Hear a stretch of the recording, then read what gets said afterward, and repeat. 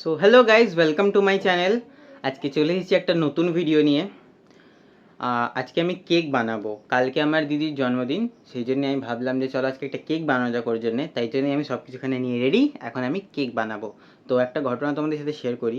আমার আগে একটা চ্যানেল ছিল, আর সেটাতে প্রায় 2000 সাবস্ক্রাইবার ছিল। সেটাতে কপিরাইট পরে স্ট্রাইক পড়ে গেছে চ্যানেলটাতে, তাই আমাকে আবার নতুন চ্যানেল খুলতে হয়েছে। তাই জন্য এখন এটা দিয়ে ভিডিও বানাচ্ছি। সো যাই হোক, তো চলো ভিডিওটাকে স্টার্ট করা যাক। সো গাইজ, আমি এখানে কেক বানানোর জন্য নিয়ে নিয়েছি বিস্কুটের গুঁড়ো, চকলেট বিস্কুটের গুঁড়ো, এটা চিনির গুঁড়ো, বেকিং পাউডার, বেকিং সোডা আর দুধ। এছাড়া আমি ইউজ করবো এতে ডিম আর কিছু ছোট ছোট চকলেট। তো চলো দেখতে থাকো। সো গাইজ, এখানে এই যে চকলেট বিস্কুটের গুঁড়ো, আর এর মধ্যে এবার আমি একটু চিনির গুঁড়ো দিয়ে নেবো। তো এখানে আমার 8টা বিস্কুটের প্যাকেট রয়েছে, আর তার মধ্যে এই যে আমি চিনির গুঁড়ো দিচ্ছি, দেখতেই পাচ্ছ। এটা আশা করছি পুরোটাই লেগে যাবে, তবে আমি একবারে পুরোটা দেবো না। আগে আমি এতটা দিয়ে একটু এটাকে মিশিয়ে নিই। তোমরা দেখতেই পাচ্ছ আমি বিস্কুটের গুঁড়োর সাথে চিনির গুঁড়োটাকে মিশিয়ে নিয়েছি। কালারটা কিন্তু এরকম হয়েছে। আর এবার এর মধ্যে আমি দেবো একটু দুধ। যে দুধও রয়েছে।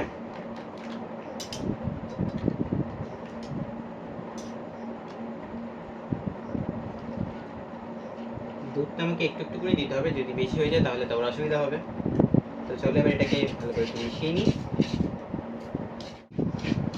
আর একটু দিয়ে নিই।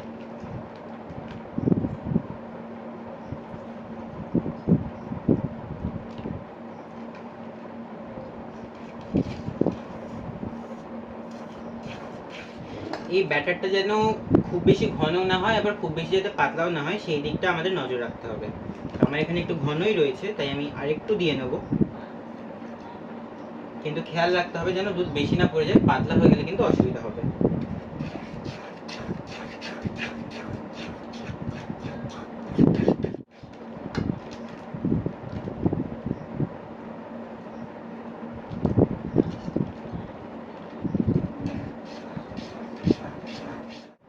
তো মোটামুটি এখানে এই ব্যাটারটা আমাদের হয়েছে। এবার এর মধ্যে আমি দিয়ে নেবো একটু বেকিং পাউডার।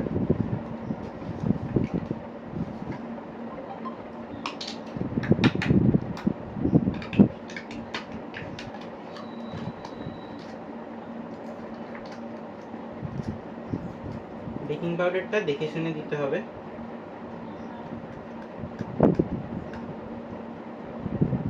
আমি এখানে এতখানি মতো ইউজ করছি।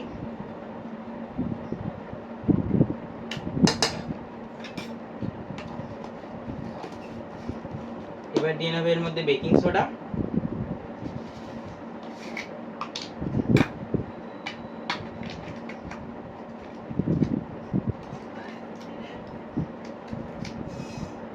বেকিং সোডাটা খুবই সামান্য পরিমাণে দিতে হবে।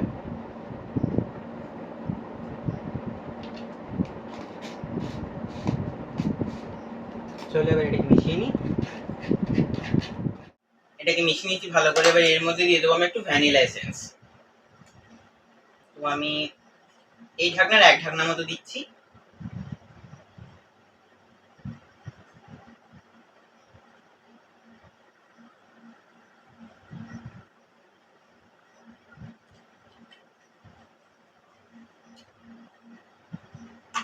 এটাকে ভালো করে মিশিয়ে নেব।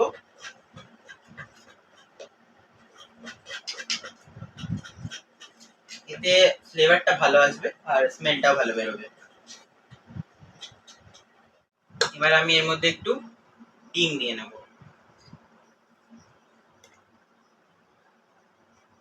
আমি এখানে একটাই ডিম ইউজ করছি, আর তোমাদের কেকের পরিমাণ যেরকম হবে সেই অনুযায়ী তোমরা ডিম ইউজ করতে পারো। ব্যাটারটাকে আমরা যত ফ্যাটাবো কেকটা তত বেশি ফুলবে, তত বেশি ফ্লাফি হবে কেকটা। তো চলো এটাকে মেশাতে থাকি, ভালো করে ফেটাতে থাকি। সো গাইস, এখানে আমি নিয়ে নিয়েছি কয়েকটা মিল্ক চকলেট। এগুলো কিনে এনেছিলাম আমি। এবার এর মধ্যে সাধারণত চকলেটই দেয়, কিন্তু আমি এখানে মিল্ক চকলেট ইউজ করছি একটু অন্যরকম করার জন্য। এর মধ্যে আমি এগুলোকে দিয়ে দিচ্ছি। এটাকে আমি একটু মিশিয়ে নেব। এগুলো আশেপাশে করে থাকবে, ভেতরেই ওগুলো গলে গিয়ে ভিতরেই থেকে যাবে ফ্লেভারটা। রকম মিশিয়ে নিয়েছি, মানে আমার এখানে ব্যাটারটা পুরোপুরি রেডি। গাইস আমি এখানে একটা বড় পাত্র নিয়ে নিয়েছি, যাতে যেহেতু আমার কেকের ব্যাটারটা অনেকটা, তাই আমি একটু বড় জিনিস নিয়েছি। আর মা বকছিল যে এটা যদি নুন দিলে পুড়ে যায়, তাই জন্য আমি ভেতরে এই জিনিসটা দিয়ে নিয়েছি যাতে ডাইরেক্ট কেকটাতে না লাগে। তো এখানে এই যে নুন নিয়ে নিয়েছি আমি, দেখতেই পাচ্ছ। এবার আমি এর মধ্যে নুনটাকে ফেলছি, নুনটাকে দিয়ে নিয়েছি। সো গাইস আমি এই যে এর মধ্যে নুনটা পুরো ভালো করে ছড়িয়ে নিয়েছি। আর এখানে স্ট্যান্ডের অবস্থা খুবই খারাপ, তোমরা দেখতেই পাচ্ছ। এখানে স্ট্যান্ডটাকে এখানে দিয়ে দিচ্ছি। এবার আমাদেরকে এইটাকে প্রথমে একটু গরম করে নিতে হবে, ডাইরেক্ট আমরা কেকটাকে বসাবো না, আগে এটাকে একটু গরম করে নেবো।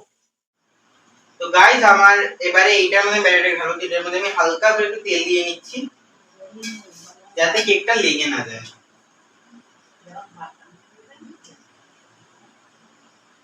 এখানে তোমরা বাটার ইউজ করলে জিনিসটা বেশি বেটার হবে, তবে আমার কাছে বাটারটা এই মুহূর্তে নেই বলে আর আমাদের আজকের মধ্যে করতে হবে, তাই আমি এখন তেল দিয়ে নিচ্ছি একটুখানি। তেলটা কিন্তু ভালো করে আমাদের ছড়িয়ে নিতে হবে এর মধ্যে। তোমরা দেখতেই পাচ্ছ তেলটাকে ভালো করে এর মধ্যে লাগাতে হবে, একদম নিচেটা বেশি করে নিচেটাতে, তারপর সাইড গুলো তো ভালো করে এই যে আমি লাগিয়ে নিলাম। এবার আমি এর মধ্যে একটা কাগজ কেটে রেখেছি জায়গা থেকে, এবার এটাকে এর মধ্যে আমি দিয়ে দিচ্ছি যাতে নিচটা আমার আটকে না যায়।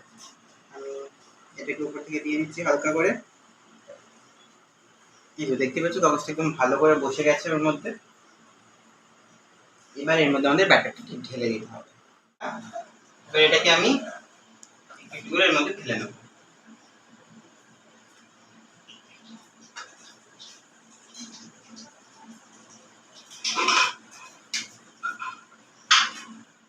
নুন ভরা পাত্রটা, এটাকে প্রথমে আমাদের গরম করে নিতে হবে। তো আমি এটাকে বসিয়ে দিচ্ছি এখানে।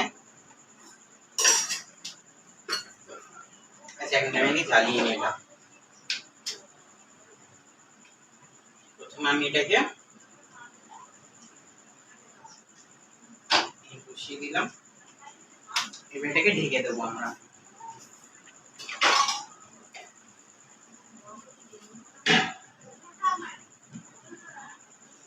এবার এটা 10 মিনিট মতো একটু গরম হোক, কারণ ডাইরেক্ট দেওয়ার থেকে একটু এটাকে গরম করে নেওয়াটা ভালো।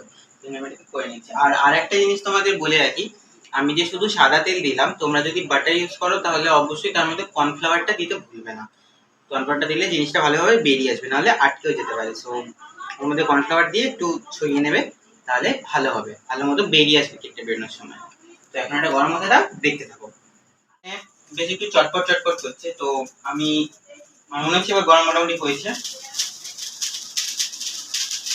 ভালো জোর চটপট করছে। এটাকে আমাকে রাখতে হবে। তো এটাকে বসানোর আগে আমরা একটু এটাকে ঠুকে নেব, যাতে যদি কোণের মধ্যে বুদবুদি থেকে থাকে সেটা যাতে উপরে চলে যায়। এবার আমি এটাকে ওর মধ্যে বসিয়ে দিই।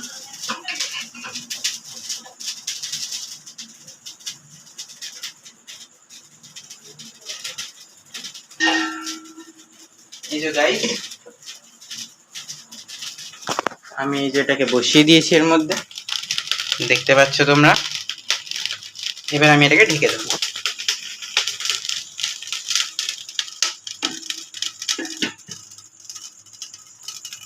এবার এটা হতে থাকুক, তো চলো দেখতে থাকো। গাইস আমার এখানে কেকটা আমার মনে হচ্ছে পুরোই হয়ে গেছে। আমি সবে জাস্ট এই যে নিভিয়ে দিয়েছি ওভেনটা, আর ঢাকনাটাও খুলে আমি সেফটি পিন ঢুকিয়ে দেখলাম কেকটা মোটামুটি হয়েই গেছে। মোটামুটি না, পুরোই হয়ে গেছে, আমি ভুল বললাম, সরি। তো প্রবলেম একটুখানি হয়েছে যে দেখতে পাচ্ছ সাইডগুলো হালকা হালকা একটু পোড়া লেগে গেছে, তো আশা করছি তাতে অসুবিধা হবে না। স্মেলটা আমি কাটিয়ে নেবো ঠিক। তো কেকটা দেখো ভালোই ফুলেছে, আমি বলেছিলাম যে যতটা ফেটাতে পারবো তত বেশি ফুলবে জিনিসটা। তো ভালো বেশ ফ্লাফি হয়েছে কেকটা। এবার মা যে ভয়টা পাচ্ছিল সেটা আমি জানি না হয়েছে কি না, কিন্তু হ্যাঁ এগুলোতে দাগ ভালোই হয়েছে। এবার নিচের কি অবস্থা আমি জানি না, নুনের জন্য পুড়ে যেতেও পারে নিচটা, কিন্তু কেকটা ভালো মতন হয়ে গেছে, তোমরা দেখতেই পাচ্ছ।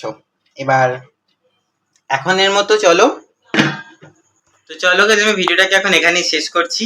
আর কেকের রেসিপিটা যদি ভালো লেগে থাকে, কেকটা বেশ ভালোই ফ্লাফি হয়েছে, সো ভালো লাগলে একটা লাইক করে দিও, আর চ্যানেল যদি নতুন হয়ে থাকো চ্যানেলটাকে সাবস্ক্রাইব করে দিও। তো চলো বাই অ্যান্ড গুড নাইট।